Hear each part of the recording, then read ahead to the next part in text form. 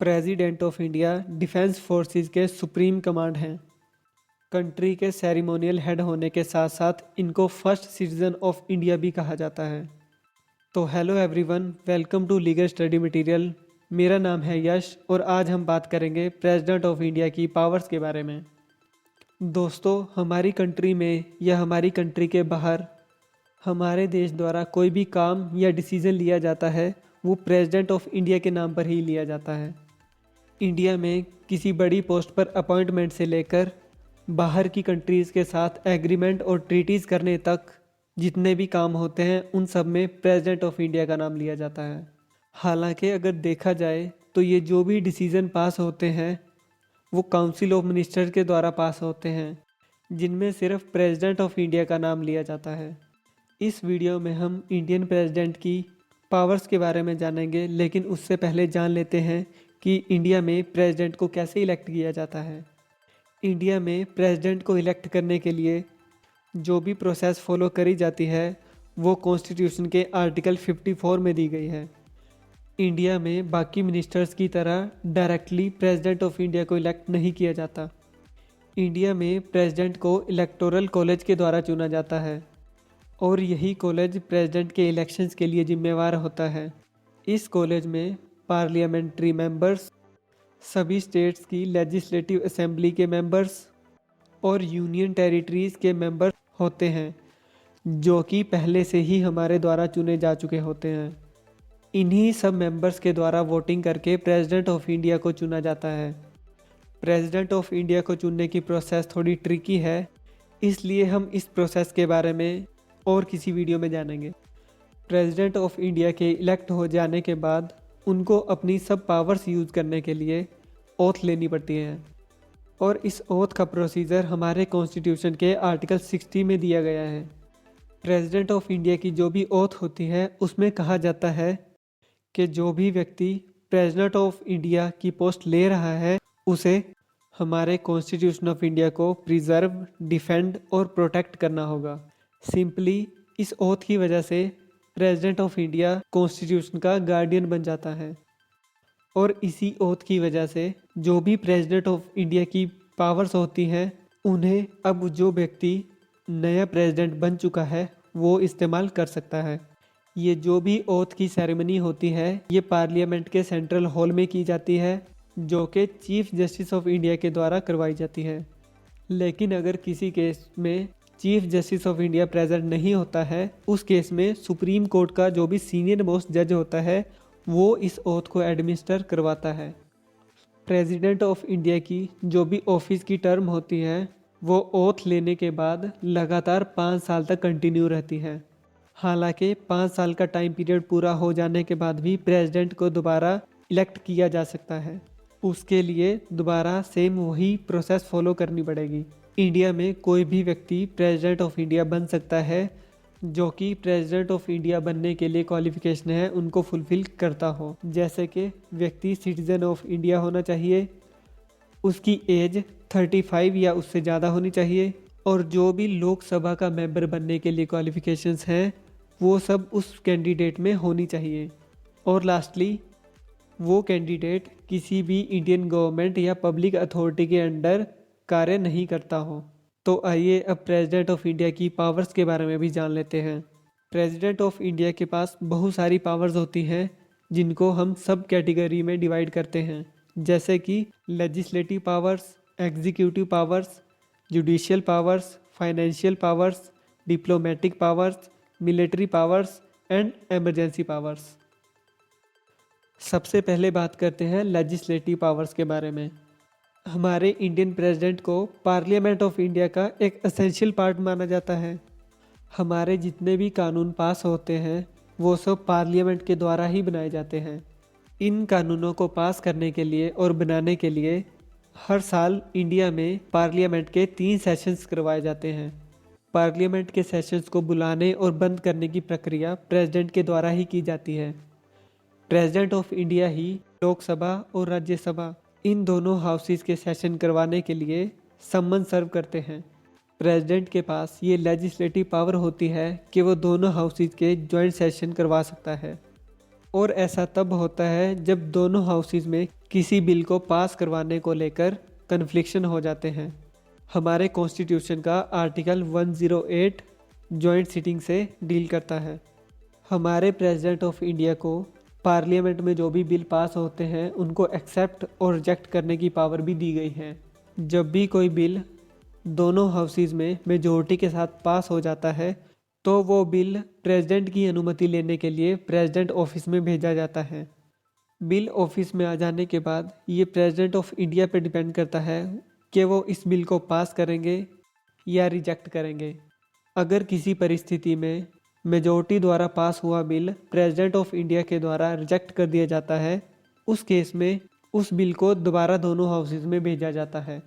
हालांकि अगर दोनों हाउसेज उस बिल में बिना कोई चेंजेस किए दोबारा उस बिल को प्रेसिडेंट ऑफ इंडिया के पास भेज देते हैं, उस परिस्थिति में प्रेसिडेंट ऑफ इंडिया का ये कर्तव्य बनता है कि वो इस बिल को पास करें। प्रेसिडेंट ऑफ इंडिया के पास एक पावर होती है जिसे पॉकेट वीटो कहा जाता है। इसमें जो भी सिंपल बिल्स दोनों हाउसेज से पास होते हैं वो प्रेसिडेंट ऑफ इंडिया की अनुमति के लिए उनके ऑफिस भेजे जाते हैं। इस बिल को प्रेसिडेंट अपने पास बिना एक्सेप्ट करे और रिजेक्ट करे अनलिमिटेड टाइम पीरियड तक रख सकते हैं। इसी पावर को पॉकेट वीटो कहा जाता है।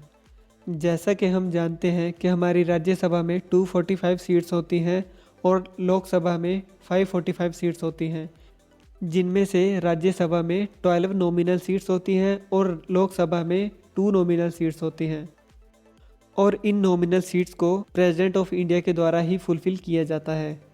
जिनमें लोकसभा की जो 2 नॉमिनल सीट्स हैं उन्हें एंग्लो इंडियंस को दिया जाता है। अगर प्रेसिडेंट ऑफ इंडिया को लगता है कि लोकसभा में एंग्लो इंडियंस को रिप्रेजेंट नहीं किया गया है तो उस केस में इन 2 सीट्स को प्रेसिडेंट ऑफ इंडिया के द्वारा एंग्लो इंडियंस को नॉमिनेट किया जा सकता है।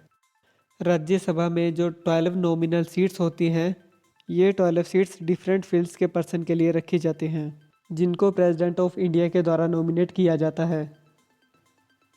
इसके अलावा मनी बिल और स्टेट रीऑर्गेनाइजेशन बिल हमारी पार्लियामेंट में इंट्रोड्यूस करने से पहले प्रेसिडेंट ऑफ इंडिया की प्रायर परमिशन ली जाती है।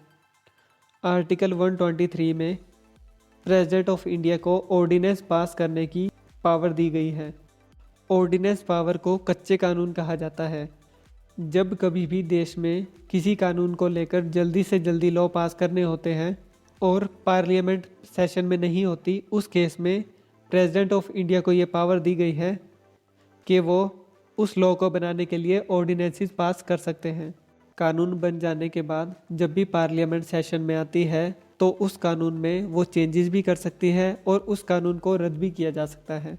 और पार्लियामेंट का सेशन स्टार्ट हो जाने के बाद ऑर्डिनेंसेस का टाइम पीरियड केवल 6 वीक का होता है। अब बात करते हैं एग्जीक्यूटिव पावर्स के बारे में। प्रेसिडेंट ऑफ इंडिया को गवर्नमेंट ऑफ इंडिया के नॉमिनल हेड का दर्जा दिया गया है। जैसे कि हमने पहले भी जाना, जो भी गवर्नमेंट ऑफ इंडिया के काम होते हैं उनको प्रेसिडेंट के नाम पर ही किया जाता है। जनरल इलेक्शन हो जाने के बाद वो प्रेसिडेंट ऑफ इंडिया ही है जो कि प्राइम मिनिस्टर ऑफ इंडिया को इलेक्ट करते हैं और उसके बाद बाकी काउंसिल ऑफ मिनिस्टर्स को इलेक्ट करने के लिए president of India prime minister की एडवाइस लेते हैं। इसके अलावा अटॉर्नी जनरल ऑफ इंडिया को भी प्रेसिडेंट ऑफ इंडिया के द्वारा ही अपॉइंट किया जाता है। अटॉर्नी जनरल ऑफ इंडिया वो एडवोकेट होते हैं जो कि गवर्नमेंट ऑफ इंडिया के जितने भी केसेस होते हैं उनसे डील करते हैं। इनके अलावा ऑडिटर जनरल को भी प्रेसिडेंट ऑफ इंडिया के द्वारा ही अपॉइंट किया जाता है। चीफ इलेक्शन कमिश्नर और अन्य इलेक्शन कमिश्नर्स को भी प्रेसिडेंट ऑफ इंडिया के द्वारा ही इलेक्ट किया जाता है। इसके अलावा स्टेट्स के जितने भी गवर्नर्स होते हैं वो भी प्रेसिडेंट ऑफ इंडिया के द्वारा ही अपॉइंट किए जाते हैं। हमारे प्रेसिडेंट प्राइम मिनिस्टर या कैबिनेट को उनके करंट वर्क के बारे में कभी भी पूछ सकते हैं। अब जानते हैं प्रेसिडेंट ऑफ इंडिया की जुडिशियल पावर्स के बारे में। चीफ जस्टिस ऑफ इंडिया को प्रेसिडेंट ऑफ इंडिया के द्वारा ही अपॉइंट किया जाता है। उसके बाद president of India he supreme court के अन्य जजेस और हाई कोर्ट के जजेस को चीफ जस्टिस ऑफ इंडिया की कंसल्टेशन के बाद अपॉइंट करते हैं। और प्रेसिडेंट ऑफ इंडिया किसी भी केस में सुप्रीम कोर्ट ऑफ इंडिया की एडवाइस ले सकते हैं। हालांकि उस एडवाइस को इम्प्लीमेंट करना या ना करना ये केवल प्रेसिडेंट ऑफ इंडिया पर निर्भर करता है। अगर किसी भी व्यक्ति को कोर्ट के द्वारा पनिशमेंट हुई है तो उस केस में प्रेसिडेंट ऑफ इंडिया के पास ये पावर होती है कि वो उस व्यक्ति की पनिशमेंट को हटवा सकते हैं, आसान करवा सकते हैं, कम करवा सकते हैं और माफ़ भी करवा सकते हैं। यहाँ तक कि अगर किसी व्यक्ति को डेथ सेंटेंस मिला हुआ है उस केस में प्रेसिडेंट ऑफ इंडिया उसके डेथ सेंटेंस को भी माफ़ करवा सकते हैं। अब जानते हैं financial powers of president of India के बारे में। यूनियन बजट को प्रेसिडेंट के द्वारा ही पार्लियामेंट में इंट्रोड्यूस करवाया जाता है। हालांकि इस बजट को इंट्रोड्यूस करवाने के लिए प्रेसिडेंट ऑफ इंडिया किसी अन्य व्यक्ति की सहायता भी ले सकते हैं। जैसे कि हर साल ये बजट फाइनेंशियल मिनिस्टर के द्वारा इंट्रोड्यूस करवाया जाता है। प्रेसिडेंट ऑफ इंडिया के पास कंटिजेंस फंड का एक्सेस भी होता है। वो इस फंड को किसी इमरजेंसी सिचुएशन में कभी भी यूज़ कर सकते हैं। प्रेसिडेंट ऑफ इंडिया के द्वारा हर 5 साल बाद फाइनेंस कमिश्नर की टीम को अपॉइंट किया जाता है, जो कि सेंटर और स्टेट गवर्नमेंट में रेवेन्यू को किस तरह से डिवाइड किया जाएगा उसकी परसेंटेज को डिसाइड करते हैं। नेक्स्ट पावर है डिप्लोमेटिक पावर्स। इंटरनेशनल लेवल पर जितने भी ट्रीटीज़ और एग्रीमेंट साइन किए जाते हैं वो प्रेसिडेंट ऑफ इंडिया के नाम पर ही साइन किए जाते हैं। हालांकि इन एग्रीमेंट्स और बिल्स को पास करने के लिए जो भी डिसीजन लिया जाता है वो पार्लियामेंट ऑफ इंडिया के द्वारा ही लिया जाता है। हमारी कंट्री को रिप्रेजेंट करने के लिए अदर कंट्रीज़ में जो भी डिप्लोमेट्स भेजे जाते हैं वो प्रेसिडेंट ऑफ इंडिया के द्वारा ही भेजे जाते हैं। इसी तरह जब भी फॉरेन कंट्रीज़ के एम्बेसडर्स इंडिया विजिट करने आते हैं तो उनको फैसिलिटेट करने का काम भी प्रेसिडेंट ऑफ इंडिया ही संभालते हैं। नेक्स्ट है military powers. President of India हमारी इंडियन आर्म्ड फोर्स के सुप्रीम कमांडर माने जाते हैं। हमारे प्रेसिडेंट ही इंडियन आर्मी, इंडियन नेवी और इंडियन एयर फोर्स के चीफ्स को अपॉइंट करते हैं। वो प्रेसिडेंट ऑफ इंडिया ही होते हैं जो कि दूसरी कंट्री के साथ वार को डिक्लेयर करते हैं। और अगर दूसरी कंट्री के साथ पहले से ही वार हो रहा है तो उस केस में उस वार को स्टॉप करने के लिए भी जो नेसेसरी एक्शंस लिए जाते हैं वो भी प्रेसिडेंट ऑफ इंडिया के द्वारा ही लिए जाते हैं। हमारी अगली पावर है एमरजेंसी पावर्स। इंडिया में 3 तरह की एमरजेंसीज हैं। First is national emergency, second state emergency and third is financial emergency. Constitution of India के आर्टिकल 352 में नेशनल इमरजेंसी के बारे में बताया गया है, जिसमें अगर किसी दूसरी कंट्री के साथ वार या एग्रेशन की सिचुएशन होती है या फिर इंडिया में नेशनल लेवल पर दंगे हो जाते हैं, उस सिचुएशन में प्रेसिडेंट ऑफ इंडिया के द्वारा नेशनल इमरजेंसी को लगाया जा सकता है। Second is presidential rule. State emergency को प्रेसिडेंट्स रूल भी कहा जाता है। जब किसी स्टेट के गवर्नर को ऐसा लगता है कि उनकी लेजिस्लेटिव मशीनरी फेल हो चुकी है, उस केस में स्टेट इमरजेंसी को लगाया जा सकता है। और लास्ट है फाइनेंशियल इमरजेंसी, जो कि article 360 of the constitution of India में बताई गई है। इस इमरजेंसी को तब लगाया जाता है जब इंडिया में फाइनेंशियल क्राइसिस आ जाता है। ये इमरजेंसी भी प्रेसिडेंट के द्वारा ही लगाई जाती है और इस इमरजेंसी को लगाने के बाद पार्लियामेंट ऑफ इंडिया से 2 महीनों के अंदर अंदर अप्रूवल लेना पड़ता है, नहीं तो फाइनेंशियल इमरजेंसी को नल एंड वाइड माना जाता है।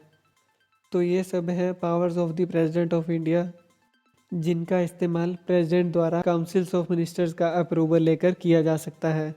आशा करता हूँ कि आपको वीडियो पसंद आई होगी। इसी तरह की जानकारी लेने के लिए आप हमारे चैनल को सब्सक्राइब कर सकते हैं। तो मिलते हैं अगली वीडियो में।